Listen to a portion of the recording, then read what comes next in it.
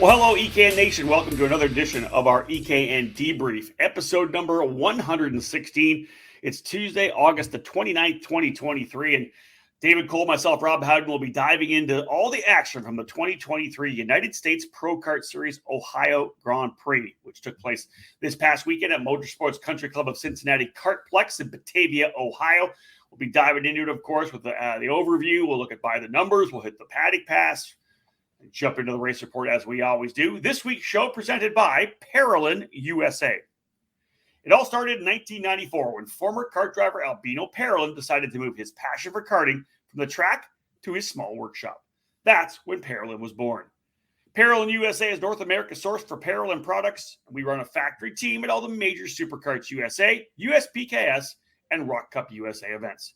The Parolin chassis lineup for 2023 includes the Invader Shifter, the Le Mans Tag single-speed chassis for junior and senior drivers, the 28mm Opportunity model for the cadet classes, and the Daytona 4-cycle chassis. Get on the chassis that's winning. Drive a Parolin. For more information, head to ParolinUSA.com. All right, David Cole, time to bring you in here to do the heavy lifting on this one. You were trackside at the USPKS Ohio Grand Prix, August the 24th to the 27th. Round 4 of a 5-round championship program with the best of 4 counting. Best of 5, rather, counting. Best 4 of 5. One more race still on the docket as they get ready to wrap up the 11th season of the program. How was it trackside throughout the weekend? Hot and humid. There you go. I felt the same way. That's it. Thank you very much. We're done. I'm out. We're done.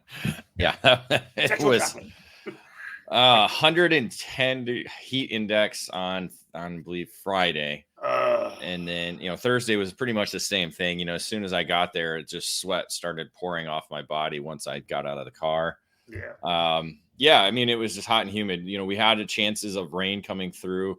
They got hit hard Thursday morning, so it left the paddock muddy. But Sean Bailiff and the entire crew there at Motorsports Country Club of Cincinnati have done an amazing job with the expansion, fitting everybody in, including all the cars that come in and to park as well too. So it's certainly the crown jewel of Ohio for sure. There's no doubt about that. This place is amazing. They're the pro shop. They have the clubhouse there that looks like Augusta National. That part is really cool. The racetrack is it has that. It's funny talking to a lot of people. We'll get into it more later, but it's just really cool.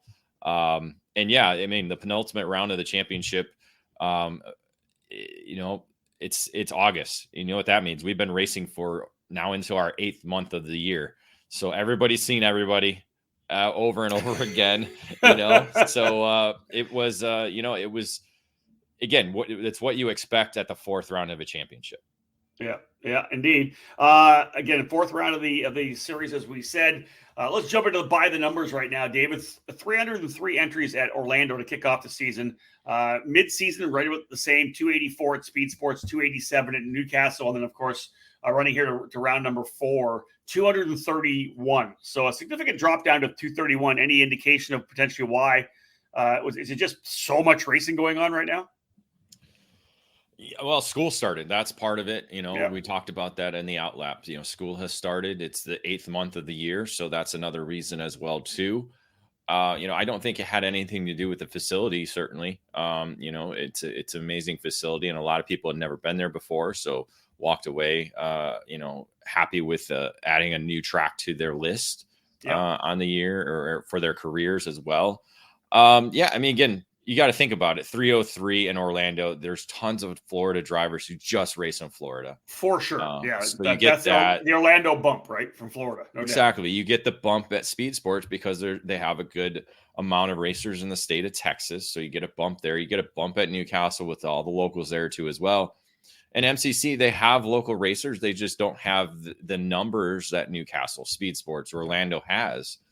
So I think that's part of it as well. And then you have people who aren't following the whole championship because they're either out of it or they're at school. And listen, we're talking about the low point being 231.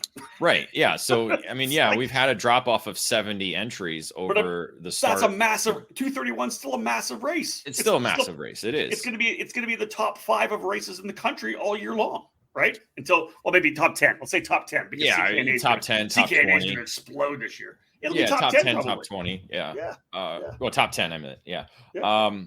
So again, and you have drivers double dipping, so that kind of bumps up the entries a little bit there as well too. So again, it's just, you typically see that, and we'll probably, I'm going to guess it'll be above the 230 mark at Trackhouse, only because Trackhouse has, again, such a massive amount of local racers that always show up with the United States Pro Kart Series, because the United States Pro Kart Series has been going there since the beginning in 2013. So it is the unofficial home of the series since it started.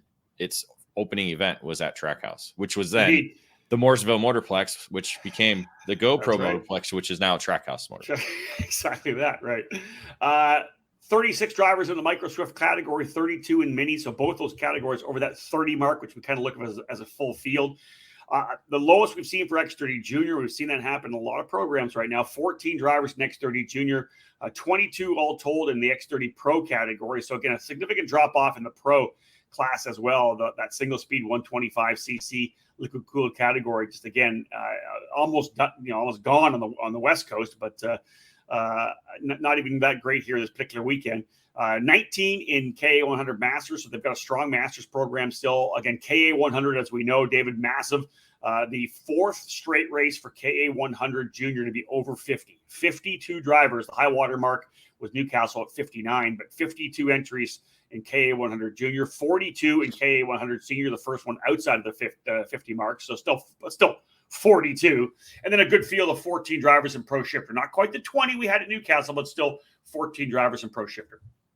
Yeah, the KA Junior has been the dominant category across the country in terms of numbers.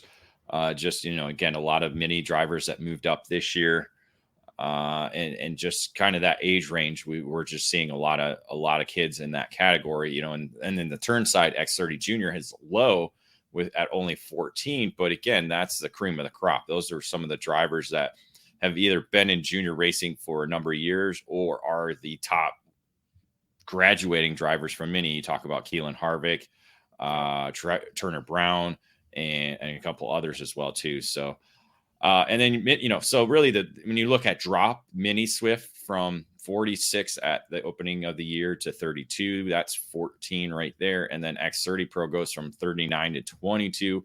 That's a drop of 17. So that adds up to, almost half of the difference between the Orlando total and what we had at Motorsports Country Club of Cincinnati. Exactly that. All right, folks, first break in the action. When we get back, we'll jump into the paddock pass. David will get some of the information that he had from being trackside throughout the weekend. Stay tuned. More to come on this edition of The Debrief. Made in the USA. It's not just a statement, it's the mission at Factory Karts of America. Led by four-time Supernats champion Billy Musgrave, Factory Karts manufactures their frames completely in-house at the Riverside, California facility. Built and designed from the ground up specifically for the American karting market, Factory Karts brings new innovations and solutions that are long overdue. Factory Karts bring together the highest quality materials to produce a high-performance, long-lasting kart that has been designed and perfected from 3 years of development, with a focus for a big push across North America in 2023. No other karting manufacturer stands behind its product like Factory Karts does, providing a 2-year warranty on all their frames. Do you remember when American made meant innovative, original, stronger, faster, and just plain better? Well, American made is back. Contact Factory Karts today to join the American made movement. Learn more by visiting factorykarts.com or email Billy anytime at info@factorykarts.com.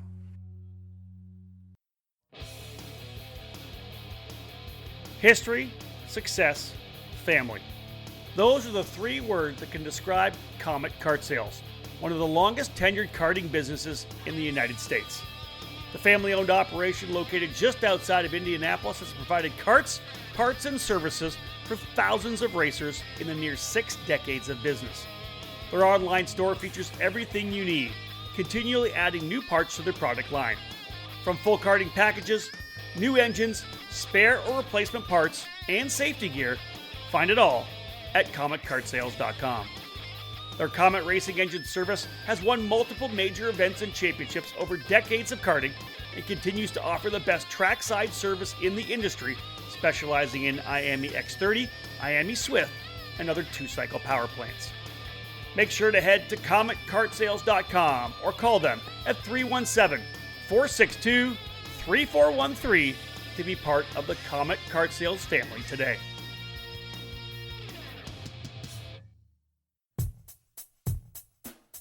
Hey there, my name is Dion Bob Moltka, and I grew up karting and was fortunate enough to one day achieve my dream of becoming a professional race car driver.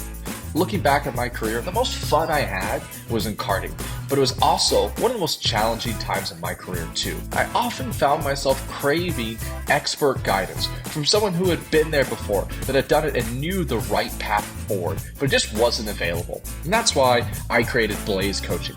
It's a platform designed to ensure every driver has the chance to learn from the best, from those who have faced the challenges and know what it takes to become a champion in our sport.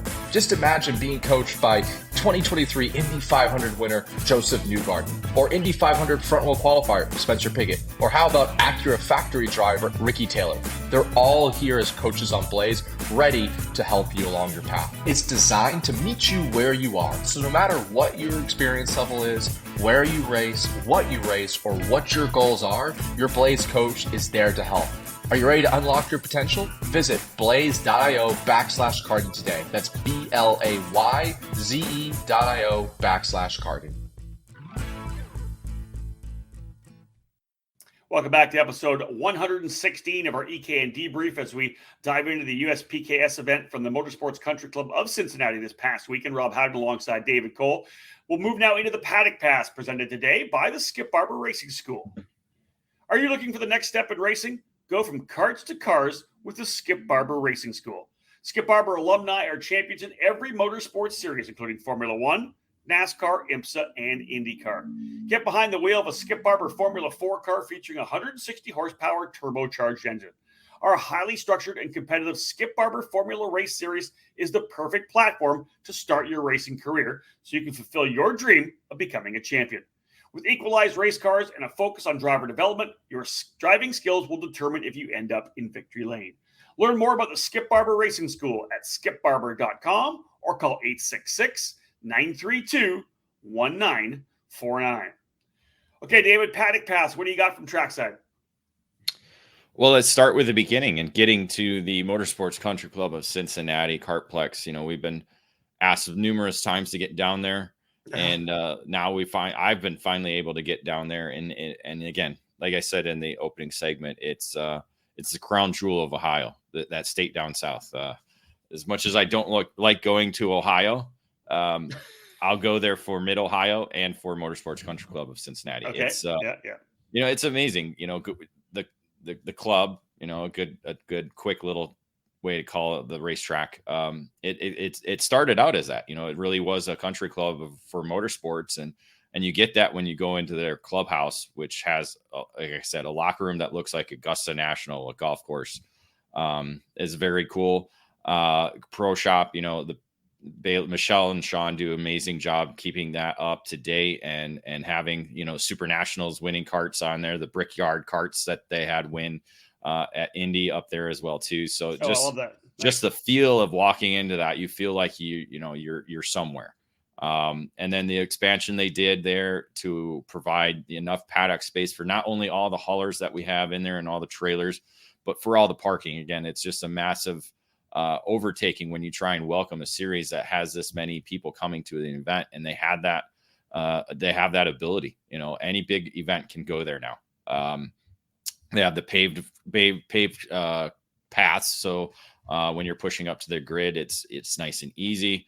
And what I think made it very unique and very cool is he lined up all the RVs along the last couple of corners and in the straightaway to the checker flag. So it reminds you of like being at a big event. You know, anywhere you go, you get all the RVs lined up and they're watching the racetrack. So it's very cool.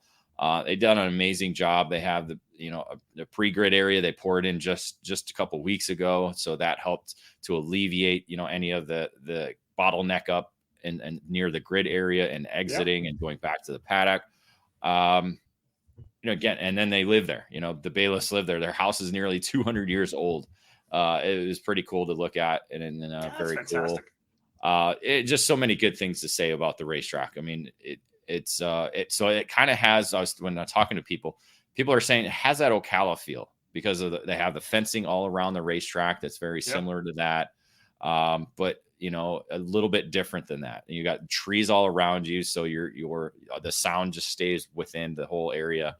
So many cool things about that racetrack. I love it. Now you're making me want to get down and just get this place. I got to put that on my list for next year to get down to run a race down there. That sounds fantastic. Now, of course, into the paddock pass right now. Talk about the club. Welcome to the club. I like that line. A lot of stuff happening, David. Silly season. It kind of caught me off guard. I saw a couple things pop up on social media. You obviously were able to get the scoop when you got down there. A lot of drivers making some moves here midway. Let's say to the end of the summer. Yeah, a couple did that were very notable, including Stephen Miller making the jump over to Nash Motorsports on the EOS chassis, leaving Chad Dawkin Racing on the Kart Republic. So this was a kind of a quick turnaround as he was testing the weekend before with Chad Dawkin Racing on the Kart Republic. And then Tuesday, I believe, or Wednesday is when the announcement came that he was making the move. So something happened real quick. Didn't get Miller's take on it, but Chad Dawkin Racing, he's looking forward to getting some new drivers under the tent. So he's already got some feelers on that. So he'll be looking to move forward from that. But Miller seemed to fit right in with the Nash program, and we'll talk more about his results later on in the race coverage. Another one that we can talk about more later in the race coverage, Emerson Reed, longtime Ohio karter, been racing with the United States Pro Kart Series since the beginning, kind of on and off here and there. He jumped in with Ryan Perry Motorsport aboard the Tony Kart. He started the year with Franklin Motorsports on the Merlin, then moved over to Holtz driver development with OTK products there. So third team on the year. But we'll talk a little bit more about his results. But yeah, he just said he was looking for something different and trying something out, see how it worked out. And we'll get into those results. And then trackside, Braden Eves was attempting to do the double duty, but as you know, was involved in a pretty gnarly wreck there at Indianapolis Motor Speedway.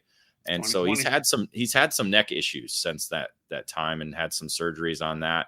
Yeah. And the racetrack at Motorsports Country Club of Cincinnati, Kartplex, provides a lot of G-force, especially the new section.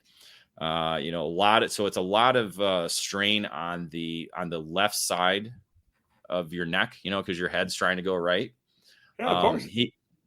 He actually decided to pull out of X30, and they decided to put Brandon Lemke in. So, which was ironic because if you look back to last year, or I believe it was last year, it wasn't this year, was it? I think it was last year. Yes, last year, Lemke, Race Liberante had their little bit of run-ins at Orlando. And now Race Liberante Racing, or working under the MPG Motorsports tent, was now working alongside Brandon Lemke in the X30 ride. So obviously all that stuff, bedfellows. All that stuff has gone under the bridge, and everybody's good with that. But it was really cool to see kind of them working together on that. And it was funny because Braden Eves actually used my neck brace. I don't know if you recall, but I have one of those really thick, big ones. And and he used it to help keep his head straight as he was going through all the G loads at the racetrack. So it worked out great. He was able to get through all the KA stuff all weekend long, and for some reason, just that racetrack was put a big strain on his neck. That's the fastest that neck brace has ever gone. No, you probably road race with it. I was gonna say I've gotten up to 100 miles an hour on it. There you go. Hey, listen, David, one of the things obviously that came down recently was an update to the 2024 schedule. I'm sure that was some chatter. I know that we were obviously talking to the people that were behind it. Was there chatter about that throughout the weekend, or was we kind of waiting for it to hit? Yeah, it started Thursday when we were contacted by the United States Pro Kart Series, Stars Championship Series, and Superkarts USA. So we were kind of working behind the scenes with them on getting a publishing of dates, new updated dates for Monday. We were looking to try and do that on Friday, but some things happened. There were some storms that came through here and through Ohio. So we had some internet issues with some people, and we felt Monday would be an easier time because then it wouldn't get lost in kind of the weekend coverage. So so it was good to hear, those three programs kind of working together. And in a sense, that's what we need. I think we need more people involved. We need, obviously, there wasn't any conflicts with, the Florida Winter Tour in any of the changes that was made, but I think we need to include all the promoters in this program to kind of, again, working together, seeing what works, what doesn't. Again, we keep talking about it. We just have too many races. I mean, we were talking off air. There's just a lot of racing going on, and we have a lot of programs trying to all fit into this, 12-month calendar. And, for these states up here, we only have through April through October really to kind of get it all in. So, it's a good step. Again, we've seen it before with organizations working together.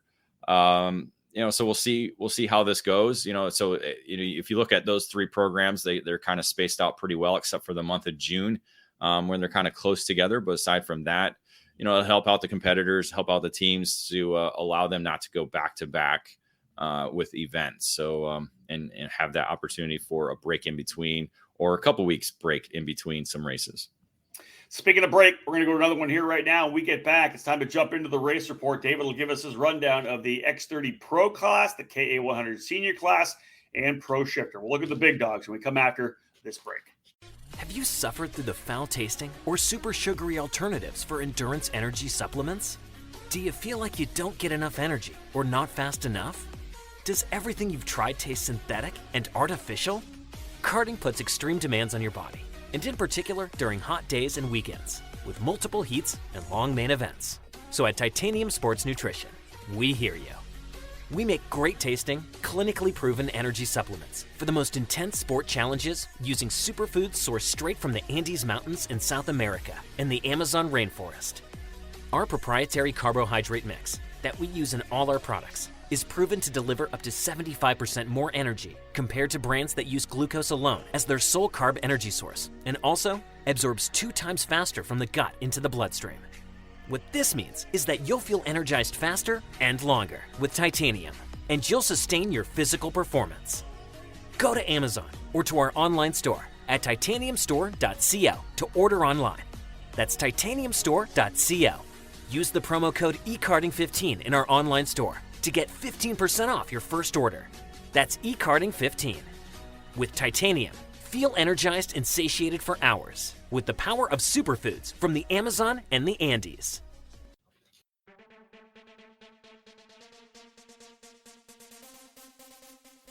Fast, fair, and fun. Ignite Karting offers you all of that at an affordable price. Ignite Karting utilizes the spec Margay Ignite K3 with a Briggs & Stratton 206 engine and a Hoosier R80 tire. Everyone in the junior, senior, and masters classes compete on the same Ignite K3 chassis, which puts all the emphasis squarely on driver development. Additionally, Ignite Karting is accessible at the local, regional, and national level. Special events for the 2023 season include the Ignite Majors, which begins with the annual trip to the Daytona International Speedway as part of the WKA Daytona Kart Week as part of both the sprint and road racing events. Those in the Midwest can enjoy the regionally based Ignite Challenge, which just finished up a record-setting season in 2022. Local club programs have also been established in other states all across the country, from Idaho to Texas, Nebraska to New York, with more tracks and clubs joining the Ignite Karting program. Be part of fast fun and great memories with Margay Racing at an Ignite track near you. All information on Ignite events and Ignite Kart packages, including dealers in your area, are available at ignitekarting.com. Get off the couch and out onto the track in 2023. Ignite Karting. Fuel your passion.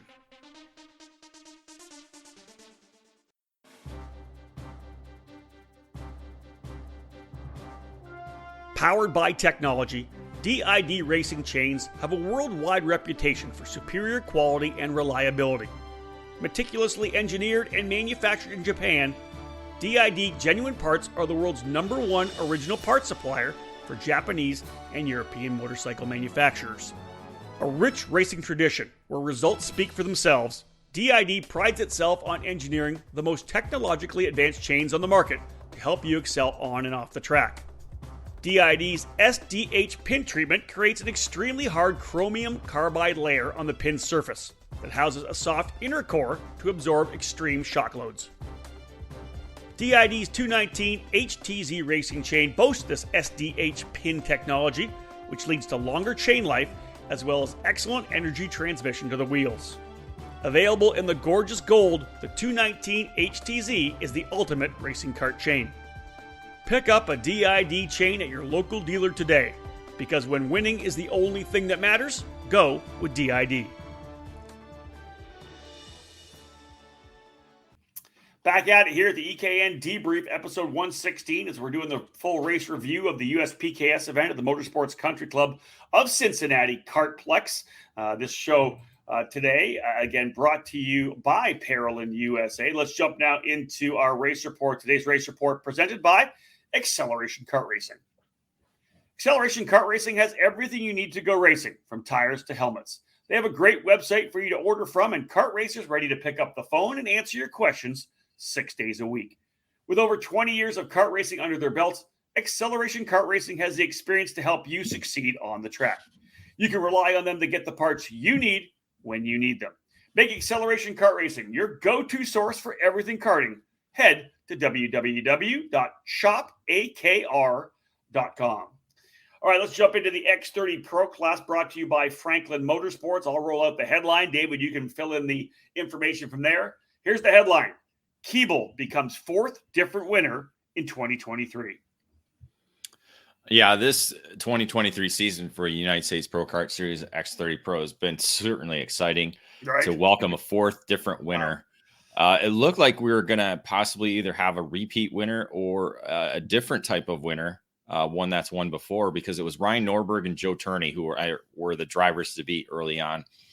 They ended up 1-2 in qualifying, with Norberg getting his first pole top qualifier honor of the season. And he came out and won the opening heat race, but then Turney came back and won the other two races to earn the pole position for the main event. But it was Norberg out on the outside, Keeble inside of row 2 with Diego Ramos, who seemed to be getting better and better as the weekend went on. He was starting fourth. Norberg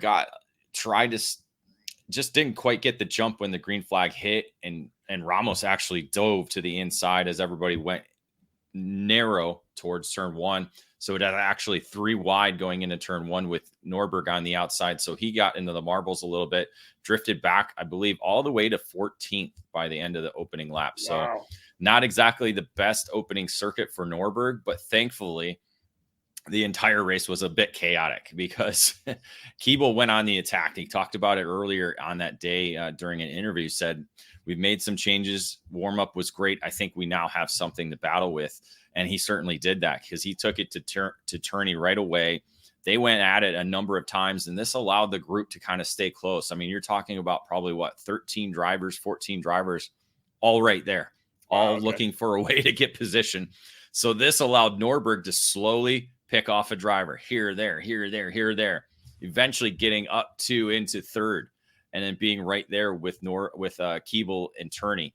And they continue to keep battling it back and forth. There was a little bit of contact here and there. I know Turney went off racetrack at one time as Keeble made a pass for the lead. That bunched him up even more, allowed Norberg to kind of slide into the second spot now. And then he went on the attack at Keeble. Keeble, again, probably one of the most aggressive defensive drivers that we probably have in the paddock. There was certainly a lot of times he was running not the racing line, running a defensive line. And we're talking, lap 2, lap 3, and then lap 10, lap 12. So that made things a little bit interesting, a little bit harder for anybody to get around Keeble. There was a little bit of contact between Keeble and Norberg. That sent Norberg backwards as well, too. And that was kind of the turning point and allowed kind of Keeble to kind of move his way and get away from the rest of the field as they kind of battled behind him. I think that allowed Ramos to move into the second spot. Basically, that was a deciding factor as Keeble was able to run away, holding on to a 2/10 margin by the end of the checkered flag to claim his first victory over Diego Ramos. Wow. Talking about Austin Garrison, David, hard charger up 16 spots, 19th, but it ended up being in that top 5, finished P3. Yeah, just happy hour. He was underweight, so had to do the first group out for qualifying. So didn't get a good qualifying lap. Ended up in 16th in qualifying, and then a couple wrecks in the heat races kept him in the back of the main event grid. So certainly had the pace because he was, I believe, the quickest in happy hour, and that's what cost him, that being the underweight there, cost him the opportunity to battle for a top qualifier honor.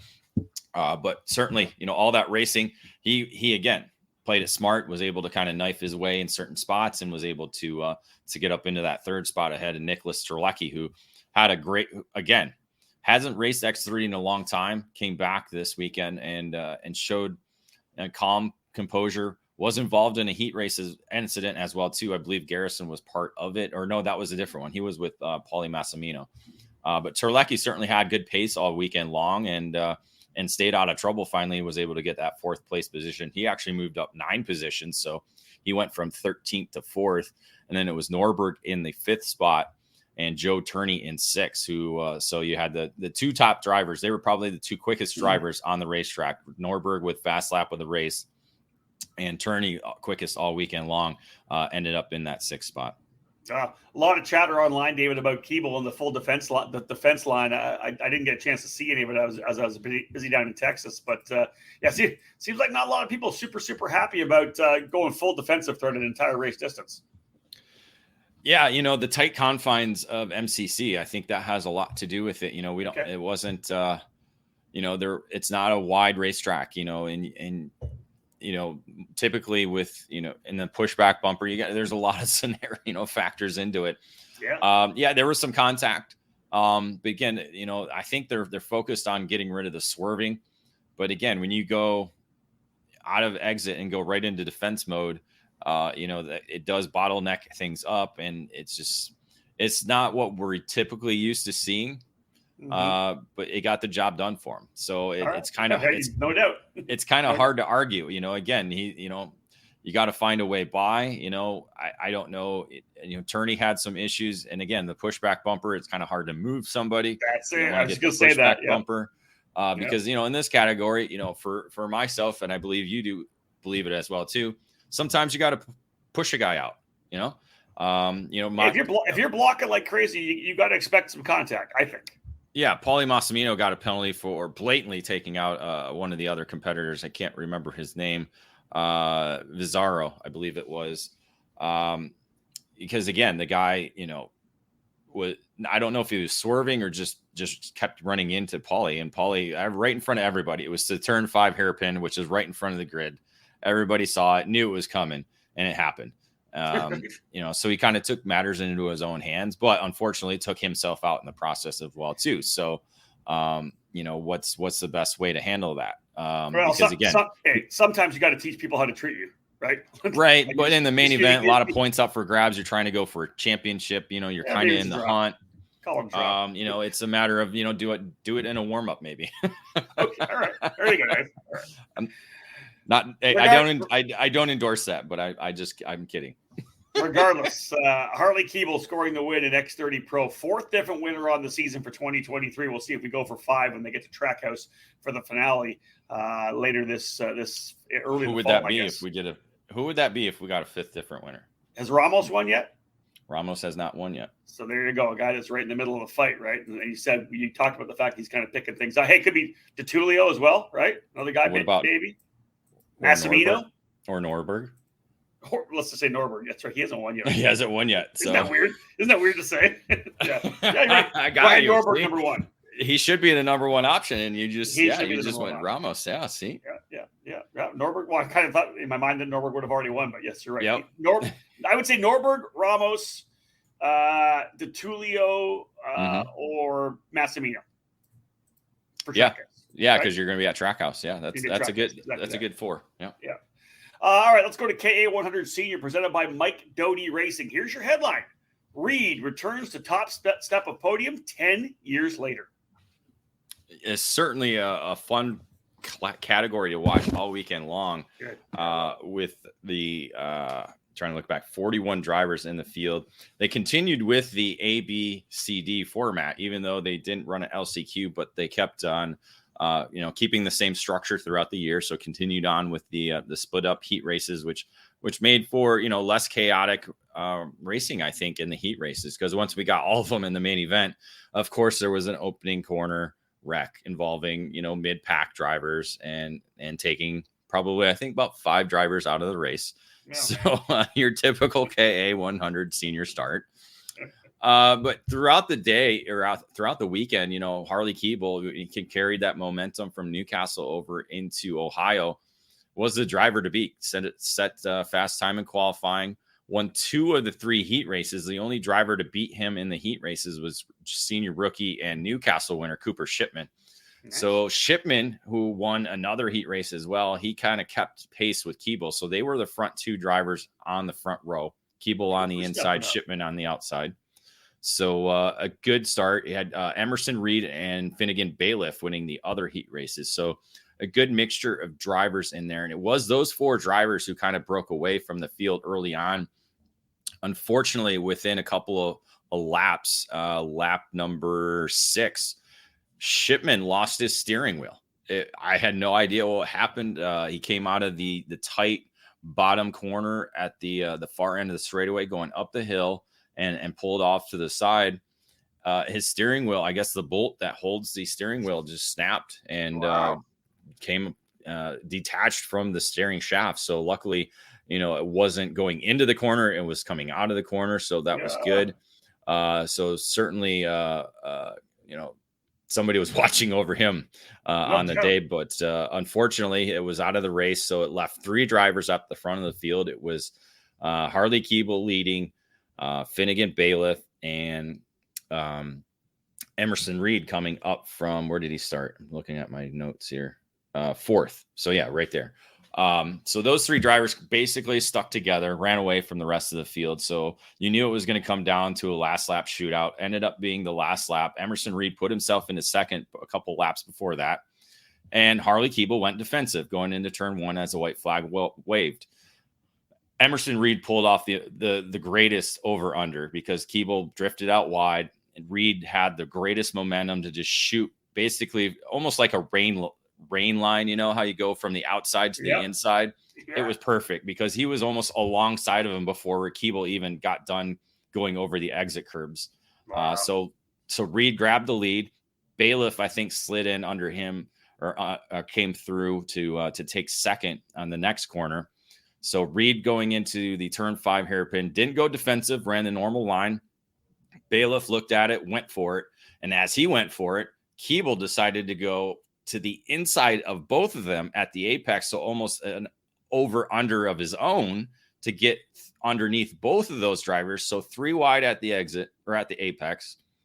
At the exit, Keeble's there. A little bit of contact with Bailiff, and Bailiff tried to hold on to the outside lane. Didn't work out because Reed had to kind of check up because he had both karts underneath of him. That allowed Keeble to kind of get away, and that was essentially the winning move, or provisional winning move, as Keeble was able to reach the line first. Unfortunately, that moved will go to nothing as a disqualification in the tech inspection for, I believe it was oil on the clutch. So again, some chain lube or something got in there, and so disqualification for Keeble.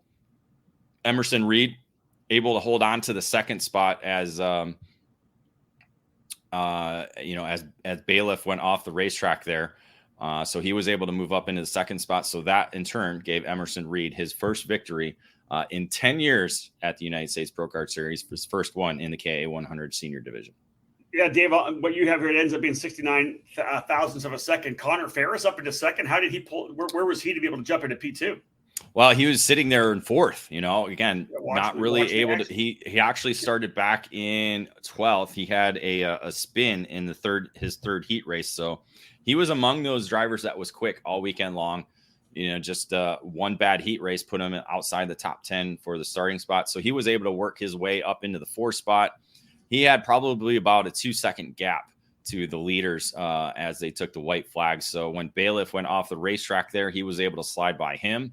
And then as they made their way through the last couple of corners, Reed made an attempt on Keeble, and it wasn't quite good enough. And so kind of bogged them down coming down onto the straightaway. And Ferris had a good run and just missed out getting Reed at the line. All right. So Bailiff, as you said, ends up in third spot. James Overbeck in fourth. Eli Warren had qualified third. Sounds like he was probably running around there pretty good. Top five for Eli as well. Yeah, Eli had a one heat.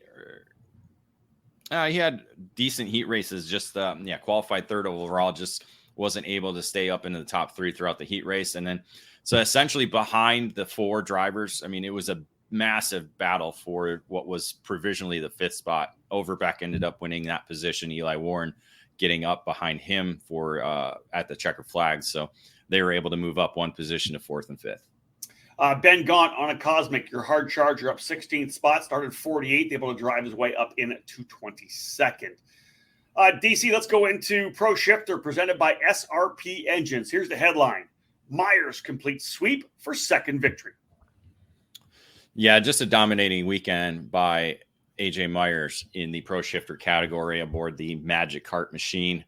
The only blemish on his record was a whole shot in the main event. That provided a little bit of drama in the Pro Shifter category. Aside from that, everything was all AJ Myers all weekend long, setting fast time in qualifying and winning all three heat races ahead of Martin Kremers. So Kremers able to grab the whole shot from Myers. Myers messed up just a little bit. And as they made their way through turns 2 and 3, a little bit of contact between the two actually sent Myers off dirt tracking just a little bit. That dropped him back to the fourth position as Talon Yako and Alan Isambard were able to move up ahead of him at that time.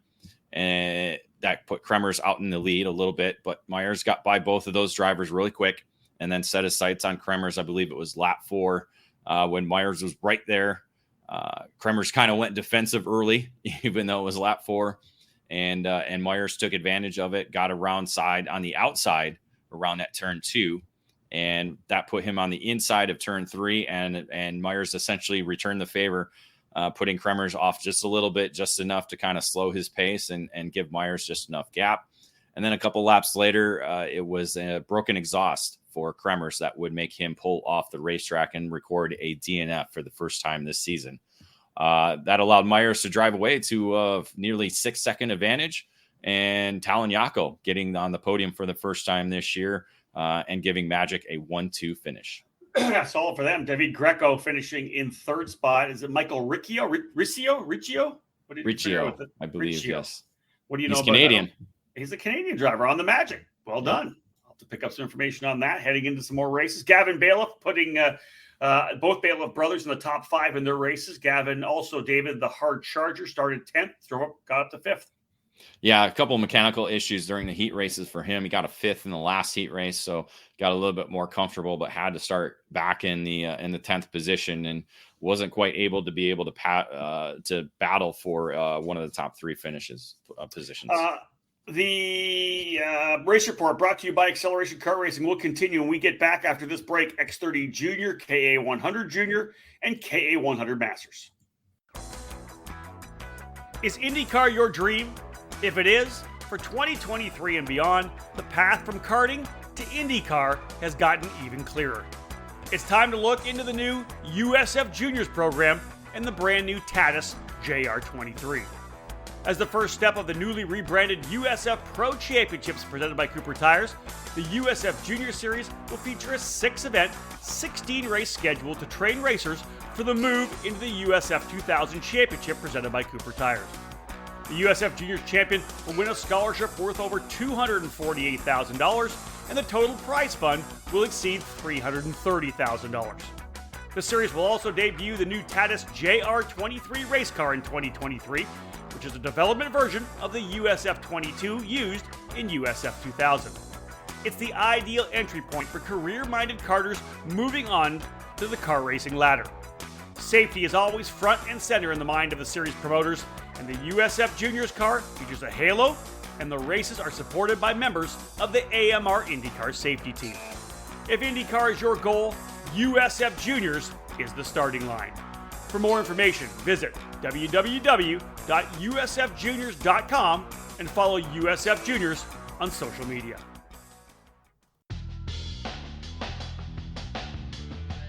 There's a new hot button name in American safety equipment, Stilo USA. Every product with Stilo is focused on safety, comfort, and function. Stilo USA is happy to provide you with the proper safety apparel to keep you protected on the track, and their karting lineup is second to none. The ST5 KRT karting helmet is available for $599. Manufactured using a lightweight and extremely strong composite material, the KRT provides an excellent fit and comfort level due to its dual density interior foam lining, and it's equipped with a symmetrical visor that offers excellent vision and an effortless central visor locking system. The ST5 CMR standard was developed jointly by the FIA Institute and Snell Memorial Foundation to ensure safer and lighter weight helmets for the younger karters. Drivers rave about the superior comfort levels, lightweight construction, and the unparalleled field of vision. The perfect youth helmet is available for $549. Stilo didn't stop with their helmets either. The newly developed Carbon Curva Rib Protector is unlike any on the market, with its form-fitting solution to offer superior protection. Head to StiloHelmets.com to review these and many more products to keep you safe on the track. Stilo. Any competition, one helmet.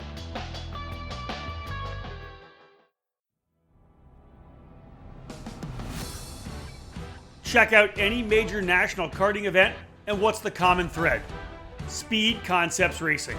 Up front, in every class, every weekend. The Speed family has been at the forefront of American karting for over 25 years. And Speed Concepts Racing is the sole dedication of Father Mike Speed and his multi-time championship-winning son Alex Speed. This program is all about passion for the sport and a dedication to winning. They know how to get it done. If you're a senior driver ready to put yourself amongst the best in the country, Speed Concepts Racing is the program for you. We can win the big races. You just need to be in the seat.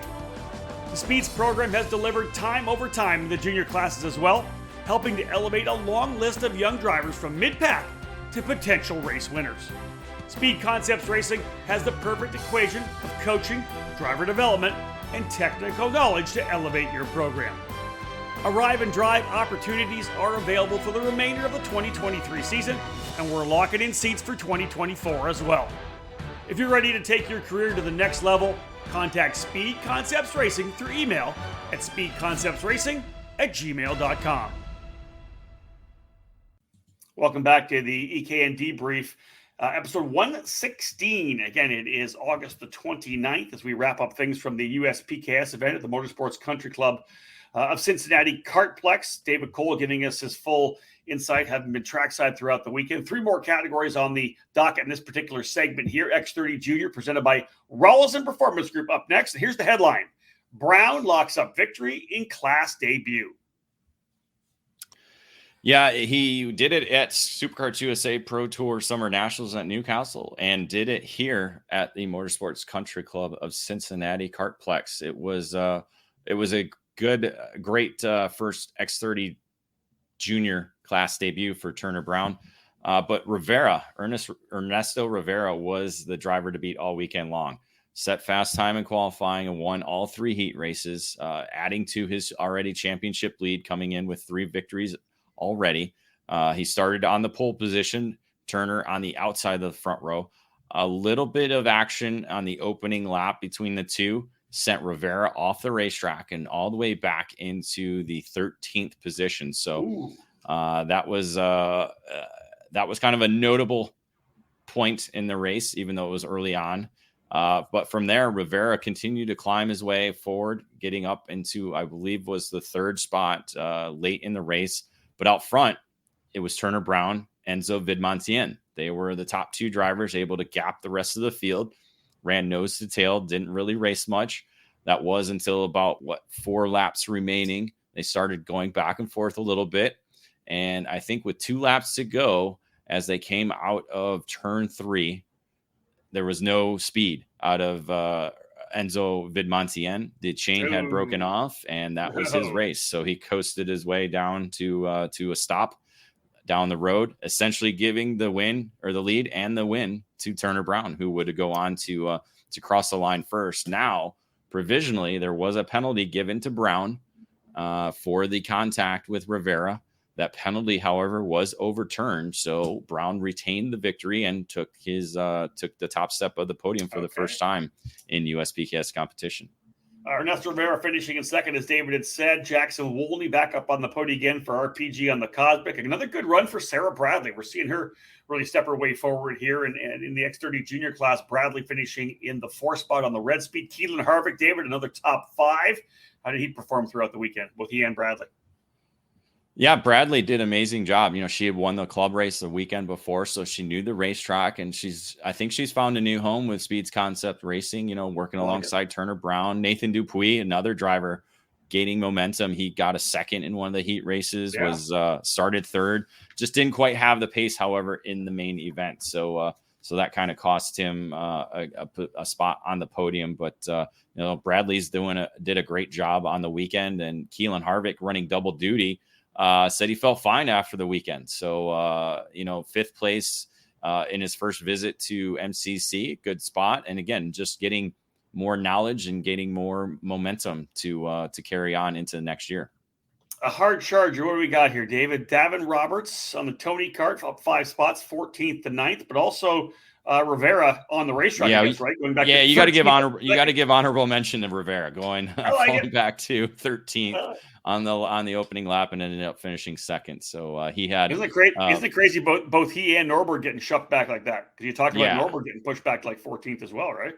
Yeah, I think Norberg had to thank the rest of the field though, because they were, really had to thank Keeble for boxing everybody up. Where here, Rivera actually had to run everybody down. He actually his fast lap was 0.2 quicker than anybody on the racetrack. Wow. So Rivera had the pace going, and with his runner up and 3 victories, this pretty much locks up the championship for him. So there is talk that he might be running senior in Trackhouse. Oh, really? Yeah, that's interesting. All right, let's go to KA 100 Junior, because Rivera will be a factor there as well. KA 100 Junior presented by BBS Racing Engines. And here's the headline: Rivera wins 3rd in comeback drive. Yeah, not quite the comeback drive he had in X30 Junior, but this one's one notch better. He was among the top contenders all weekend long. He actually, where did he qualify here? I don't have that down here. He actually qualified 6th. Okay. Yeah, he qualified 6th. So still there, because again, you got 52 drivers battling in this category. So anything can happen. You had Stephen Miller welcoming his new home at Nash Motorsports, ending up in the top of the order in qualifying, with Sebastian Garzone in 2nd and Nathan Dupuis in 3rd. So good qualifying performances by those two. Ended up being Rivera winning the opening heat race, along with Austin Olds winning the C versus D. Miller, I believe, was involved in contact in that race and was moved behind Garzone for taking him out of the race. So that kind of hurt Miller's points on that race. He came back, ended up winning the 2nd heat race, with Rivera winning the other 2nd heat race. And then you had Peyton Westcott and Ernesto Rivera winning the heat races in round 3. So Rivera picking up 3 heat race wins. That put him on the pole position, with Austin Olds on the outside of the front row. Oliver Weldon and Peyton Westcott in row 2, and then Enzo Vidmontien and Turner Brown in row 3. This race was obviously a bit not crazy, but exciting. Rivera actually got shuffled down to 6 as they were all racing for position and for the lead, but continued to fight back in the second half of the race. Basically, it was Turner Brown up front, kind of leading the way. I kind of forgot how this race unfolded. I'm trying to get back to my lap chart here. I can't find it. So yeah, I believe Turner Brown was able to kind of position himself as the leader early on after some early shuffling. So was able to get himself into the lead.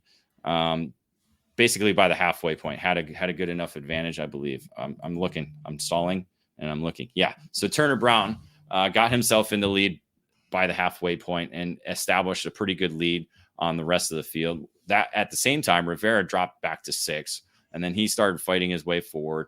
Brown had a good enough advantage to what you thought he was able to going to keep, but Rivera was, I think, 0.2, 0.3 quicker lap after lap. So he quickly reeled him in after a couple of laps, made the pass for the lead, and Brown just wasn't able to match or fight back. And as Rivera led the last 2 laps to be able to score his 3rd victory on this season, winning by over 2 seconds at the line. 2.2. Wow, he was obviously quick after getting by. Brown ended up finishing in 2nd. Austin Olds, all told, a good weekend running the DAP, ended up finishing in the top 3 on the podium. Diego Ardiles in 4th, and Isaac Malkit on the Gallard rounding out your top 5. Chase Cassioli on the Red Speed getting the hard charger, 21 spots up. David started 42nd, drove up to 21st. Yeah, another Speed Concepts Racing driver. Good drive to he just got in to the main event. The 42nd spot was the last spot, not having to go into the LCQ. So was able to fight his way up 21 spots in 20 laps. So 1 spot every lap. That's more than 1 spot every lap. So that's a great drive for him. All right, let's jump into the KA 100 Masters class to cap off this particular segment before we go mini and micro. KA 100 Masters presented by Speed Concepts Racing. And here's the headline. Rawlson continues dominance with 3rd victory. Yeah, 3 victories in this category essentially has put Mike Rawlson in the championship chair.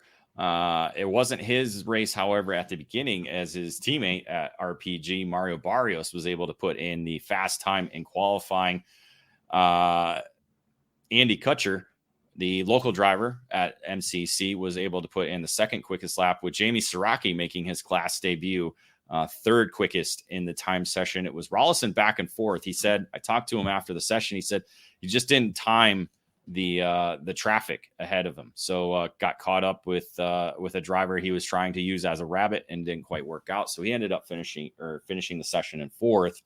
Well, that was good enough for him to go up to win 2 of the heat races. He won the 1st heat and the 3rd heat, both of them ahead of Andy Kutcher, who was able to outgun Rawlson in the 2nd heat race. So it was those 2 drivers that were really kind of the ones to beat on the weekend. But Rawlson, with those 2 heat wins, got the pole position for the main event. Andy Kutcher on the outside.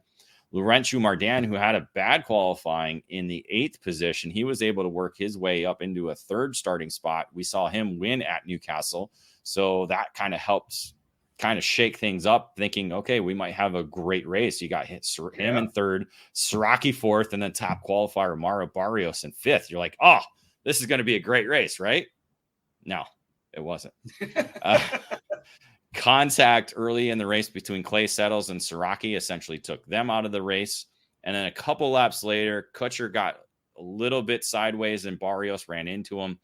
Barrios said, I wasn't trying to do it, and just had nowhere to go, ran into the side of him and collected both of them. So it took them out of the race. And then I believe a lap later, Scott Kopp, 2-time series champion, lost a chain while sitting there in 4th. So it just kind of messed everything up at the front of the field. Rawlson was like, thank you, and kind of checked out away from everybody. Yep, it was a wire-to-wire victory. I thought with Mardan sitting there in 2nd, all right, he was good late at Newcastle. Well, it didn't quite ended up being that way. Mardan just didn't quite have the pace that Rawlson did. You look at their fast laps, Mardan's was only 2/10 off of what Rawlson was able to do. So again, Rawlson ending up with a dominating performance in the main event, leading all 20 laps for his 3rd victory on the season. Laurentiu Mardan getting in 2nd, as David had said. Nicky Coelho with all the action and finding himself up into P3. Miguel Mir in 4th, and Clay Settles, after the contact that he had with Siraki, was able to get himself back to P5. Scott Carapletti, the hard charger on a Tony Kart, started 19th, up to 12th, 7 position improvement. But David, one more little note on here I want you to bring in. I like this.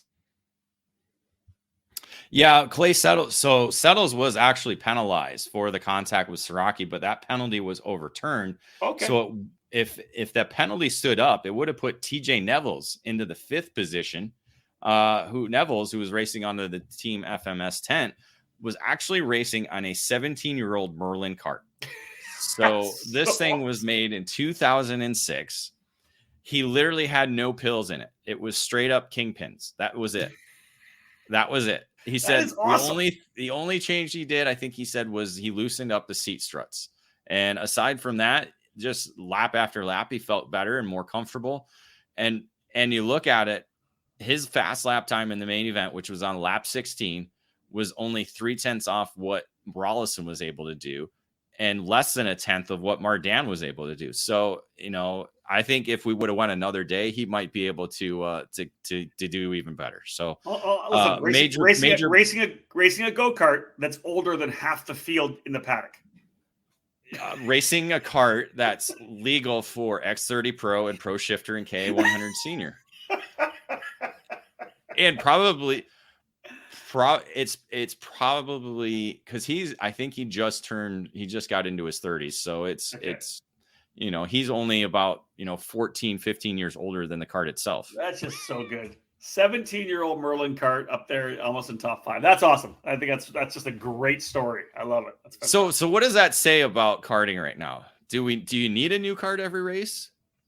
Well, that's it. Like, listen, if you're up front, I guess if you're running the front of an X30 Pro race, you're trying to drop new metal down all the time. But yeah, again, it's you still got to drive it.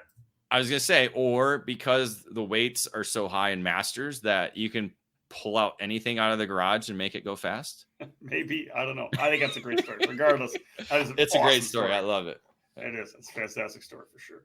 All right, another break, folks. When we get back, we'll keep going here with the race report brought to you by Acceleration Kart Racing, Mini Swift and Micro Swift to cap things off. For over 35 years, George Barks has been deeply connected to shifter kart racing in the U.S., and he's been dedicated to one of the most iconic brands in the sport, TM. For over 3 decades, George Barks TM Racing USA has been supplying engine builders and kart shops with the TM product line as a trusted importer and distributor. Current customers include Darcy DeCoste Racing, Ron White Mirage Motorsports, and Two Wild Karting. Dealer inquiries are invited.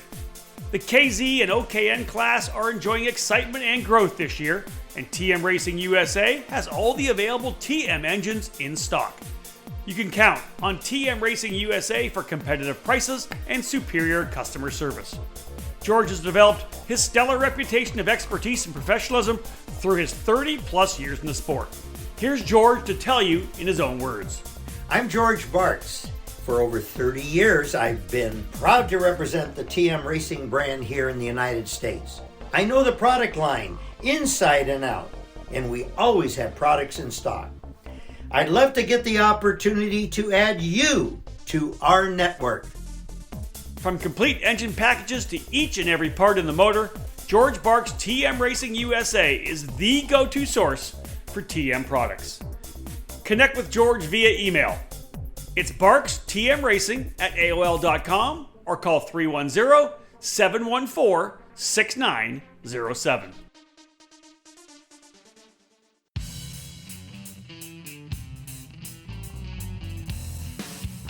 OpenFender.com is a way for racers like you to raise money to reach your racing goals. I'm founder Mason Filippi of the world's first motorsports funding platform.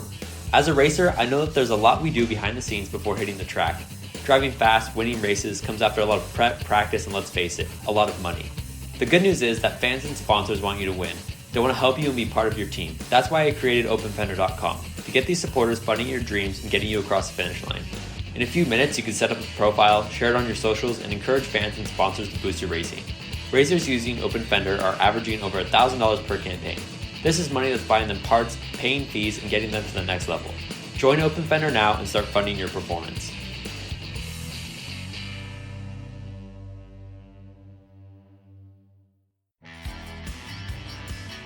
Motor mounts.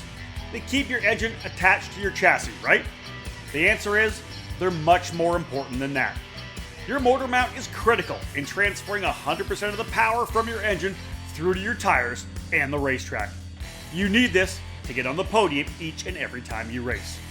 Odenthal Racing Products is here for you, providing the best motor mounts on the karting market today, all designed to make sure you're using all the horsepower you pay for.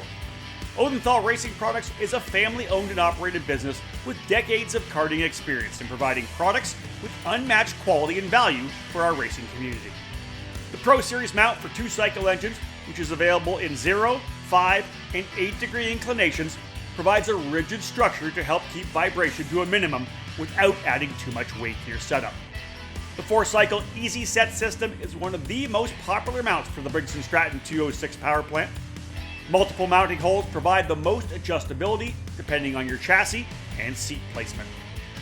To ensure a tight fit to your chassis, our ORP wedge clamps get the job done, and they feature a number of design updates to provide a lower profile and lighter weight. The clamps are available from 28mm to 32mm in both standard and Euro style sizes. And now, Odenthal has also revolutionized the karting industry with its new Easy GP camera mounting system. Designed to mount anywhere on your chassis with 1 or 2 cameras, the ORP Easy GP camera mount is your solution to capture that onboard winning moment.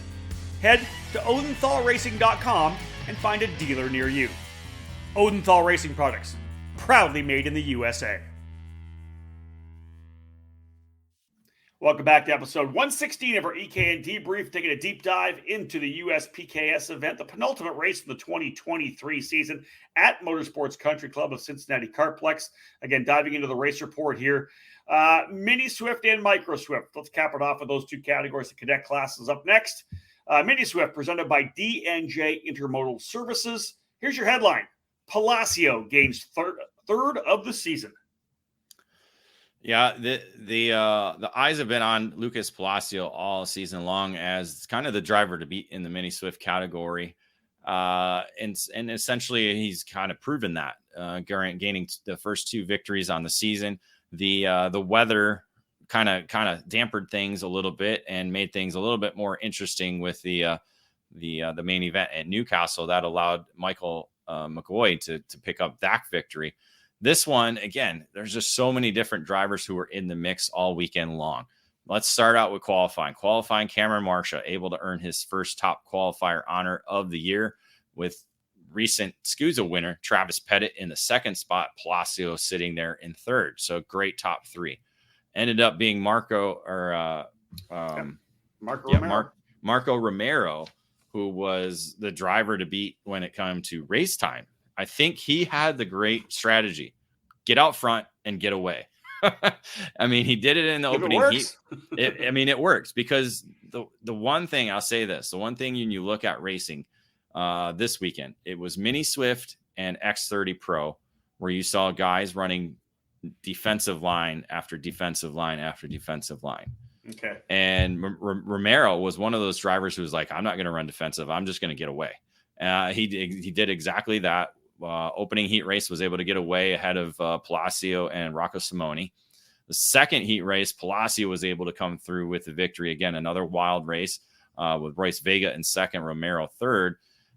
Heat 3, it was Romero teamed up with Vega as they were able to get away from the rest of the group and finish 1-2 with Palacio finishing in the third spot. So it put Romero and Palacio on the front row, Pettit and Vega row 2, and then Rocco Simoni and Cameron Marsha, the top qualifier, in row 3. So interesting start to the main event. Got through the opening corners, was going pretty good. Romero out front, and they were fighting behind him.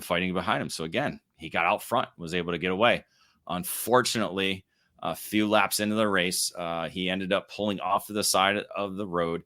A broken brake pedal actually put him on the sideline. So it was, the foot extensions or the pedal extensions, the bolt that actually holds the pedal into the foot extender snapped. So he had no brakes. So thankfully, no major incident with that as well, too. So thankfully, he was able to walk away, but unfortunately cost him a chance at victory on the weekend.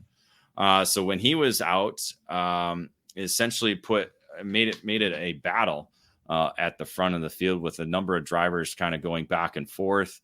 That included Royce Vega, Travis Pettit, and Lucas Palacio. Pettit and Vega kind of seemed to be the drivers to beat. They kind of went back and forth a little bit more towards the end of the race, and then Palacio was able to kind of secure the spot. Vega got caught up in a little bit of contact with some other drivers on the white flag lap. So that essentially gave the victory as Palacio went unchallenged to the checkered flag to claim his third victory on the season. You got some notes here. What happened to Pettit on the final lap? Yeah, and then Pettit had a mechanical, went into the first turn and had a brake issue. So I believe he was running fourth at the time. So that kind of took him out of the race and hurt his chances on landing on the podium. So again, a lot of racing behind Palacio. This allowed Marco Samut to move up into the second spot. So the minis, Samet, sorry.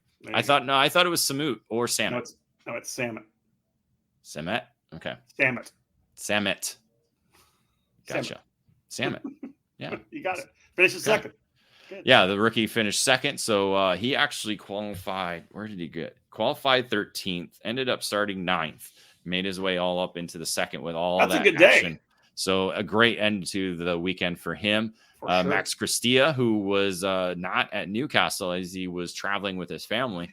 Great return for him. He ended up finishing in the third spot. He started back in 8th spot. So a good finish for them. Ashton Moon, last year's Micro Swift champion, he finished in the 4th position, with Simone in the 5th spot. So you got 1, 2, 3 rookies in the top 5. Hard charger Michael McGoy on the parallel and a couple of DNFs in the heat races. He started 25th and was able to get himself up to 7th. So an 18 position improvement for Michael McGoy. Yeah, I think if he had 2 more laps and would have went 20 like the rest of the categories, he might have had something to say about the top 5 for sure. Wow. Okay. All right. Interesting. Micro Swift presented by Team Ferris Racing. Here's the headline: De Janeiro claims career first. Yeah, this is as we kind of talked about in the outlap, the Micro Swift drivers are starting to catch up at the front of the field. We've seen, especially that United States Pro Kart Series, Parker Ives dominating the season thus far.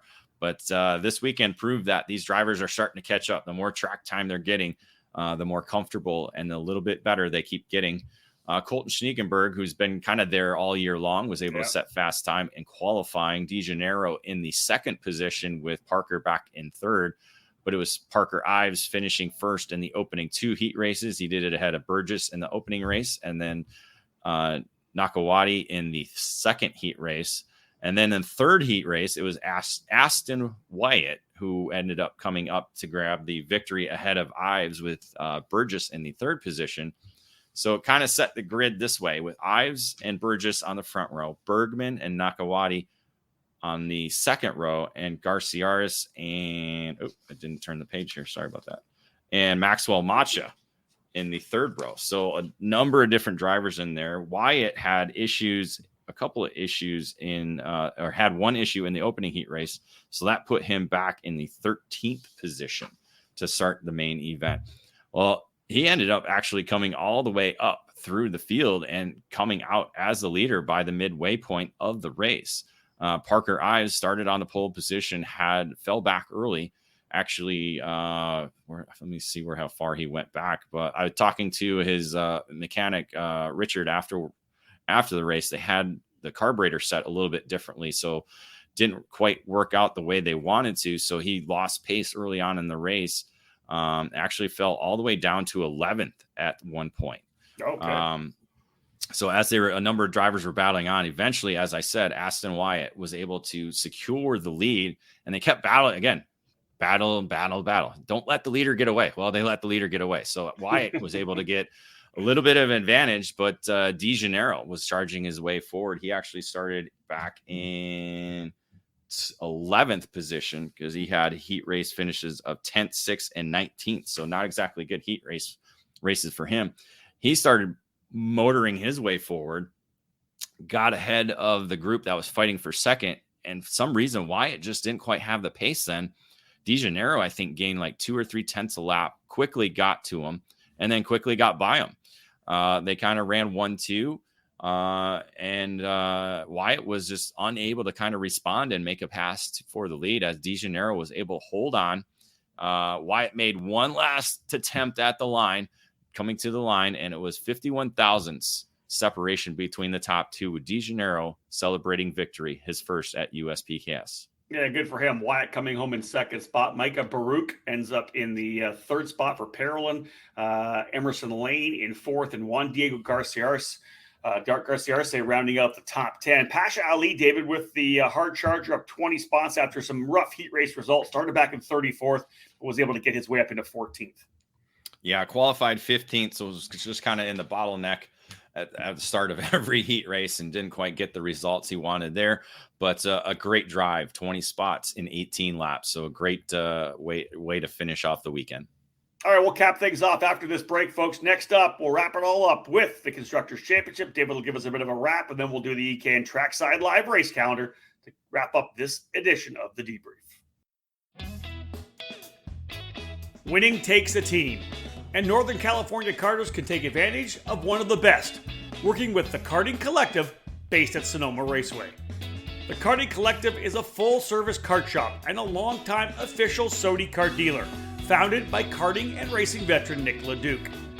Nick's decades of experience brings the knowledge needed to reach the podium, with a focus on attention to detail and providing a fun culture within the race team. A whole host of services are available with the Karting Collective, including trackside support, chassis setup, and driver coaching, as well as kart storage, kart service, and repair. Arrive and drive opportunities are also available. Visit thekartingcollective.com or call 415-328-1112. You can find them on social media as well, and make sure to give them a follow. Make the most out of every lap with a perfectly prepped kart from the Karting Collective.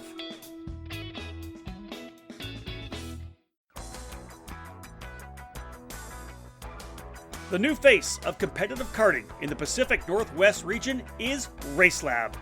The full-service karting operation is located at the state-of-the-art Kartplex facility in Oliver, British Columbia, Canada, providing everything you need to hit the track or put yourself in a successful driver development program. RaceLab is the official North American distributor for the TB Kart chassis brand, providing the full range of models from kid kart to shifter kart. Villeneuve Racing Karts is their flagship product, available only through RaceLab. The brand carries the name of Formula One champion and Indianapolis 500 winner Jacques Villeneuve, with each model produced by TB Kart. Kartplex, the home of RaceLab, is situated on the grounds of the Area 27 Motorsports Park. From full arrive and drive TB Kart rentals to leagues and competition karting, the facility provides a new home to developing the future stars of motorsports, all beginning at Kartplex with RaceLab. Follow RaceLab on social media on Facebook and Instagram, or load up their website at www.theracelab.ca to learn more about TB Kart and Villeneuve Racing Karts. RaceLab. Race with us, win with us. Top-level production with a focus on a single form of motorsport, karting. This is MG Tires. MG Tires USA, underneath the Vantage Karting Group banner, is the official distributor of the MG Tires brand for the United States. MG Tires are the official spec tire in the US Pro Kart Series, Route 66 Sprint Series, Sunshine State Karting Challenge, and countless clubs across the country. No matter your compound preference, MG Tires USA has you covered. Whether it's the medium SH Red or the soft SM Yellow that you find at many karting events in the US, or the super soft green SS and the intermediate white IZ optional compounds, MG Tires USA has your winning set of rubber in stock. Indoor and outdoor rental facilities can now trust MG Tires with their solution to long-lasting and the best performance, with 3 different compounds available through the RL line. For more info about MG Tires USA and its extensive list of dealers near you, check out their website at mgtiresusa.com. MG Tires, for the drivers. Welcome back to the Debrief here, part of the EKN podcast program on the EKN Radio Network. Again, episode number 116 as we wrap things up from the USPKS event at the Motorsports Country Club of Cincinnati. Rob Howden alongside David Cole, who was trackside throughout what was a very hot and humid weekend down there in Batavia, Ohio. David, let's wrap things up. What are your thoughts on the event down at MCC? Well, first off, let's start with a positive. Yes, there were red flags in practice. It seemed like practice, maybe the humidity and the heat was getting to everybody. So there was a couple of red flags there, but none in the racing. Once we got racing going on, there were no red flags. So a good, safe weekend there. The tight confines of MCC certainly produced some exciting action across the categories we had there this weekend. Again, it kind of has that Ocala feel. You know, we always look at Ocala as kind of like the Bristol of karting. Exactly. The MCC is almost a mile long, so you can't consider that really a Bristol, but the feel of it, you know, it has that old school feel with not as quite wide enough as many other racetracks, but again, you know, looking from the outside looking in, it seemed like it was a very competitive weekend. You know, obviously it's round 4 of the championship, so you know, temperatures in the paddock could get a little heated, you know, with that. Yeah. But you know, I think that might have a lot to do with it. I think if maybe we came here for the first race of the year, it the feelings might be a little different. You know, because again, hot, humid weekend. The weather didn't help. Yeah, being the month of August, it kind of amps up the personalities, or tempers can flare. Yes, tempers. Right? Yes, exactly. That's what I'm saying. So, you know, frustration. Some people are frustrated. You know, sometimes you leave happy, sometimes you leave frustrated. It's just they've been digging all summer long too. 8 months. You mentioned earlier, Dave. We're 8 months, like the end of 8 months of a season, man. People have been digging since January. Mm-hmm. Exactly. That's kind of where I see it as, you know, not a lot of breaks. And, you know, when you get to a weekend like this, where it was hot and humid, that just adds to the tempers and the feeling, of the weekend. The conditions kind of amplify the emotions, right? There you go. Yep. Yeah, no doubt. So what do you think? What are people talking about? You know, Sunday night, what was the thought about the series finale at Trackhouse? Yeah, so I think the grind of the season, you know, just kind of it's changing the outlook on the rest of the year. You know, again, I think it's good. We have a little bit of a break until the finale in October for Trackhouse. I think once we get there, it'll be a little bit different. Everybody knows the facility. Everybody knows the racetrack. It'll be October, so it's not going to be sweltering hot. And again, Trackhouse we always see great racing there. So, you know, I think people will kind of put this weekend to bed if they didn't have a good weekend and kind of move forward. But, you know, from what I'm being told, now they haven't made it official, but they have it on the website that they've shifted the dates now. We're going to do Thursday to Sunday event rather than the Wednesday, Saturday they talked about when they announced the schedule. So hopefully we'll learn more about that and we'll see how that kind of unfolds. But so I don't know. Well, I think it's not going to be as you said, tempered as what we saw this weekend. We'll see. Again, folks, let's go into the Constructors Championship. 6 different brands winning over the 8 main events. Again, just the single main events for the USPKS on Sundays. David, 6 different brands win. Let's run through them. Yeah, it's Cosmic and Kart Republic picking up 2. Cosmic, Mike Rollison and Ernesto Rivera. So 2 wins for RPG and Cosmic. Kart Republic sweeping the cadet divisions with Palacio and De Janeiro. Yeah. So I think that's the first time we've seen the cadet division swept by Kart Republic. So a good weekend for them in those categories. Magic Kart with the Pro Shifter victory at AJ Myers. Red Speed with Turner Brown and X30 Junior. Sodi Kart and X30 Pro with Harley Keeble. And Tony Kart with Emerson Reed in KA100 Senior. There you go. EKN Trackside Live Race Calendar, folks. We'll have a look at where we're going to be over the month of September. This one brought to you by OTK USA. All over the karting world, everyone knows OTK is the gold standard for quality and performance. In the USA, OTK USA is the source for all things OTK. From the legendary Tony Kart brand to the race-winning Cosmic, Esprit, Red Speed, and EOS chassis, and now the new Gallard and Lando Norris brands, OTK quality is second to none. To learn more about a specific product line or to find the OTK USA dealer near you, whether it's Tony Kart, Cosmic, Esprit, Red Speed, EOS, Gallard, or LN Kart, visit www.otkusa.com. All right, David, we're a couple days away from heading down to Rock Island once again, the iconic event, the Labor Day Classic, the Extreme Rock Island Grand Prix in Rock Island, Illinois. I hope to get back there one day, but sounds like you're doing double duty. It'll be an EKN Trackside Live weekend. We'll be streaming the live coverage from the announcers there. Maybe going to throw up that Turn 6 camera that we've used over the last couple of years, but you're going to be doing some racing back behind the wheel of an Ignite, which makes me happy. Yeah, it's been since 2019 that I raced at Rock Island or been behind the wheel of an Ignite kart. So excited for that. Got to get back behind the wheel at Rock Island. Took a couple of years off there. We'll be doing the video feed for the start finish in Turn 6. So you'll be able to see that Saturday and Sunday. We'll keep that running continuously through the heat races on Saturday and then through the main events on Sunday. Of course, we'll do social media throughout the weekend as well. Some videos, some photos, a little bit of everything. We'll try and do a video debrief after each session to kind of talk about how the track's progressing, how I'm progressing, how the kart's progressing, and again, just kind of have fun with it like we always do at Rock Island. You and I will be back together, though, Dave. You're there obviously solo for the Rock Island event, but September 15th, 16th, 17th, the Race Rotax U.S. Trophy Final at Newcastle Motorsports Park in Newcastle, Indiana.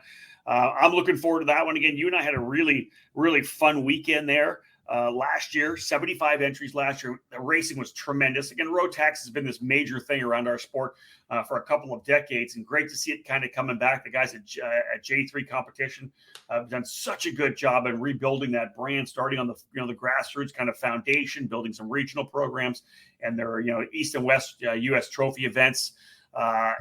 Kart Chaser is going to be there. Henry Bodette and I will be on for that. But again, looking forward to what should be a good weekend at Newcastle. Yeah, a lot of race teams. I counted 14 different race teams from that Race Rotax confirmed will have arrive and drive programs for that. So I expect to see the entries into the triple digits. We're going to be giving away a total of 10 Rotax Grand Final tickets away, both for reserve drivers and open tickets. So anybody can get any of those open tickets, whether you're from Canada, Mexico, or any other country. They're able to compete and try to win one of those tickets in their respective categories. Again, Rotax racing at Newcastle. It was 2010 that the U.S. Rotax Grand Nationals were held there. And it was 10 years ago this year that the Rotax Grand Finals were here in the USA. So hoping to put a little kind of recap article on that to kind of show where we've come since the 10 years from ago. Some pretty cool names in that race too. There was. It was a 20-year-old Oliver Hodgson who actually won the Rotax senior category that year. So who now calls the USA home, who will be turning, I believe, 30 this year, the beginning of August or October, was a young lad back then. I love it. There you go, folks. Our episode number 116 of the EKN Debrief is done. David giving us a full insight on the US PKS event, the Ohio Grand Prix at the Motorsports Country Club of Cincinnati Kartplex in Batavia, Ohio. This show brought to you by Parallel USA. Hope you enjoyed it, folks. And get a full insight into round 4 of the US PKS. Now they look forward to the finale, Trackhouse, and we'll wrap up that season. 4 different winners in X30 Pro. We'll see whether or not we get that 5th different winner when they get to Mooresville, North Carolina. That wraps things up for this edition of the show. Thank you so much for tuning in, folks. On behalf of David Cole, my name is Rob Howden. Bye for now.